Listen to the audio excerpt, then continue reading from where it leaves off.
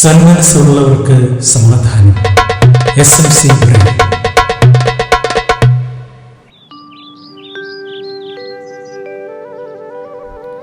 എന്താ ജോസേ, സുഖമല്ലേ? ഈ വഴിക്കൊന്നും കാണാനില്ലല്ലോ. എന്റെ റപ്പായ ചേട്ടാ, ഒന്നും പറയണ്ട. തിരക്കൊഴിഞ്ഞിട്ട് ഒന്നും ചെയ്യാൻ പറ്റാത്ത പോലെയാ. അത് പോട്ടെ, നീ വെറുതെ വന്നതാണോ? വന്ന കാലി നിൽക്കാതെ ഇവിടെ ഇരിക്കണ്ട ജോസേ. ഇന്ന് ഒരു അവധി ദിവസമായിട്ട് TV ഒന്ന് ഓൺ ചെയ്ത് നോക്കിയതാ. ഇറാൻ ഇസ്രായേൽ യുദ്ധത്തിൻ്റെ വാർത്ത മനസ്സങ്ങ് മടിപ്പിച്ചു.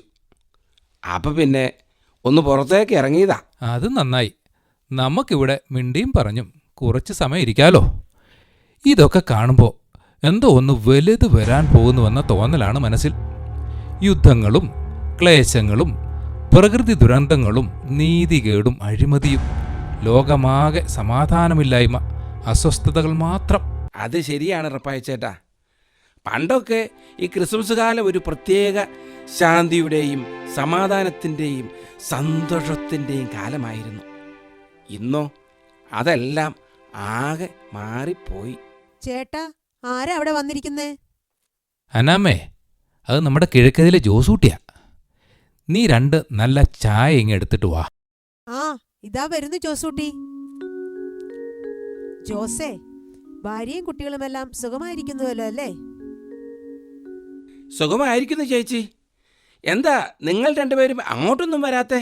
മക്കളെല്ലാം വലുതായി ജോലിക്കാരായി മാറിയപ്പോൾ ഒറ്റയ്ക്കായി പോയി എന്ന തോന്നലാണ്. പിന്നെ ഈ വയസ്സന്മാർക്ക് യാതൊന്നിനും താല്പര്യമില്ലാതായി. ആ, മക്കൾ അടുത്തുണ്ടായിരുന്നപ്പോൾ എന്ത് നല്ല രസമായിരുന്നു ഓരോ ക്രിസ്മസ് കാലവും. അവള് സങ്കടം പൊഴിച്ചുട്ടാ. ഇന്നിപ്പോ അവാർഡ് പടം പോലെയാ, അവളൊന്നും മിണ്ടൂല. അപ്പൂപ്പ അറിഞ്ഞില്ലേ, ഞങ്ങൾ സീമൽ കുട്ടികളുടെ ഒരു പുൽക്കൂട് ഈ ജംഗ്ഷനിൽ ഒരുക്കുന്നുണ്ട്. അപ്പൂപ്പനും അമ്മൂമ്മയും പിന്നെ ഈ അങ്കിളും വന്ന് ഞങ്ങളെ സപ്പോർട്ട് ചെയ്യണം കേട്ടോ. അതിനെന്താണ് മക്കളെ, ഞങ്ങൾ വന്നോളാം. നിങ്ങൾ ചെയ്യുന്ന ഒരു വലിയ കാര്യം തന്നെയാണ്. കുട്ടികളിത് പറഞ്ഞപ്പോൾ ഞാൻ എൻ്റെ പഴയ കുട്ടിക്കാലം ഒന്ന് ഓർക്കായിപ്പോൾ. എന്തായിരുന്നു ഒരു സന്തോഷം ക്രിസ്മസ് കാലത്ത്. പുൽക്കൂടുണ്ടാക്കാൻ അതിനായിട്ട് നാട് മുഴുവൻ ചുറ്റി വൈക്കോലും പനയോലയും ഒക്കെ ശേഖരിക്കാനും അത് വെച്ച് പുൽക്കൂട് കെട്ടി ഔസപിതാവിനെയും മാതാവിനെയും ഉണ്ണിയെയും ആട്ടിടയന്മാരെയും രാജാക്കന്മാരെയും ഒരുക്കി വെച്ച് ഹൃദയത്തിൽ ഉണ്ണീശോ പിറക്കാൻ ഒരുക്കിയിരുന്ന ആ നല്ല കാലം. അത് ശരിയാ റപ്പായ ചേട്ടാ. എൻ്റെ കുട്ടിക്കാലത്ത് ഞാൻ രാത്രി മുഴുവൻ കരഞ്ഞ് അപ്പനോട് ഒരു നക്ഷത്രം മരം കൊണ്ടുണ്ടാക്കിയ കാര്യം എനിക്ക് ഇപ്പോൾ ഓർമ്മ വരുന്നത്. ഞാൻ നക്ഷത്രത്തിൻ്റെ ഫ്രെയിമിൽ പല നിറത്തിലുള്ള ചൈന പേപ്പർ ഒട്ടിച്ചു. അതിനുള്ളിൽ രാത്രി ഒരു മെഴുകുതിരി കത്തിച്ച് വെച്ച് പുറത്ത് വീടിൻ്റെ മുന്നിൽ തൂക്കിയിട്ടപ്പോൾ ഉണ്ടായ ഒരു സന്തോഷമുണ്ടല്ലോ, അത് പറഞ്ഞറിയിക്കാൻ വയ്യ. അതൊരു കാലം തന്നെയാ റപ്പായ ചേട്ടാ.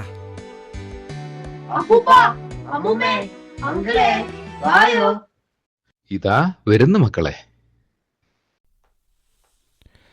കാണാൻ നല്ല ചേലായിരിക്കുന്നു അല്ലേ? അതെ, നല്ല ഭംഗിയുണ്ട്. എന്താ റപ്പായ ചേട്ടാ, എന്താ ആലോചിക്കുന്നേ? എടാ ജോസേ, നീ എന്നെ കളിയാക്കരുത്. ഞാൻ ഈ ഉണ്ണീശുവിൻ്റെ മുഖത്തേക്ക് നോക്കിയപ്പോൾ ഉണ്ണീശു എന്നോട് ചോദിക്കുക, ഈ യുദ്ധവും കലഹവും അക്രമങ്ങളും നിറഞ്ഞാടുന്ന ഈ ഭൂമിയിൽ എനിക്ക് പിറക്കാൻ നിന്റെ ഹൃദയത്തിൽ അല്പം ഇടം തരുമോന്ന്. ജോസേ, ഞാൻ ഒന്ന് തപ്പി നോക്കി, ആരും കാണാതെ. നീ അന്നമ്മയോട് പറയണ്ട, അവളെന്നെ കളിയാക്കും. കണ്ടില്ലടാ, എൻ്റെ ഹൃദയത്തിലും ഒരിടം ഈശോയ്ക്ക് കൊടുക്കാൻ. അത് ഈ തൊഴുത്തിനേക്കാളും കഷ്ട. ഞാൻ സങ്കടത്തോടെ പുൽക്കൂട്ടിലെ ഉണ്ണീശോയുടെ മുഖത്തേക്ക് ഒന്ന് നോക്കി. എൻ്റെ കണ്ണ് നിറഞ്ഞുട്ടാ.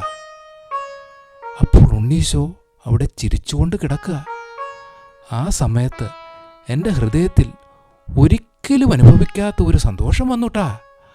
ഒപ്പം ഞാൻ ആ പാട്ടും കേട്ടു എൻ്റെ കാതിൽ.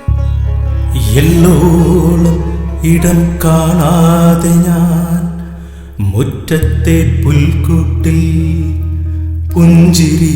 ഉരുകുമാ ഉണ്ണിയെ നോക്കുമ്പോൾ കാതിൽ മുഴങ്ങിയ സ്വർഗീയ സംഗീതം സന്മനസ്സുള്ളോർക്ക് സമാ